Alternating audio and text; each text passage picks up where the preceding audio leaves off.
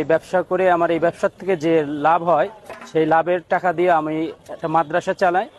সেখানে অসহায় বাচ্চারা আছে, এতিম বাচ্চারা আছে, তাদের এই লাভের অংশ দিয়ে তাদেরকে আমি পড়াশুনো করাই।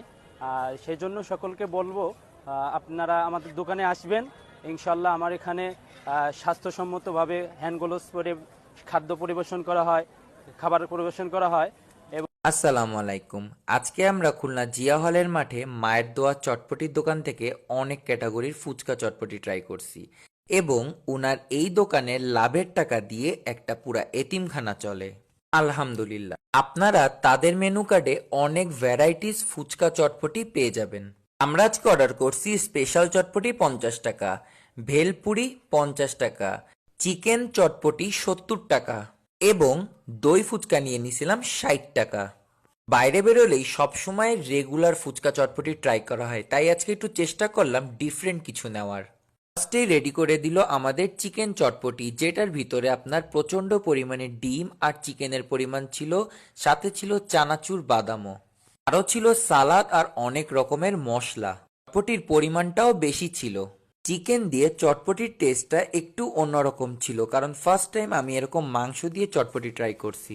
ভিতরে যে চিকেনটা ইউজ করছিল ওইটা রান্নাটা অনেক বেশি মজা ছিল। এরপরে নিয়ে নিছিলাম আমরা ভেলপুরি, যেটার দাম ছিল 50 টাকায় 5 পিস দিছিল। আমি অনেক দিন পরে আমার মন মতন একটা ভেলপুরি ট্রাই করছি, আর সব থেকে স্পেশাল দিক হচ্ছিল আপনারা এখানে আনলিমিটেড 6 রকমের টক ইচ্ছা মতন খেতে পারবেন।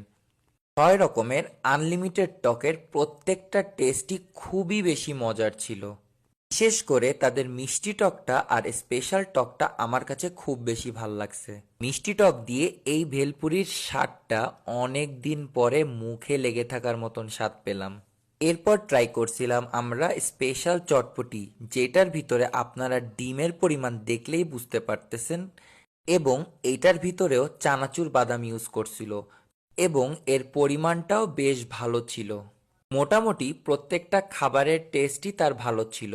আপনারা যারা ফুচকা চটপটির লাভার আছেন তারা অবশ্যই জিয়া হলের মাঠে এই দোকানটায় এই ডিফারেন্ট টাইপের ফুচকাগুলা চটপটিগুলা ট্রাই করবেন।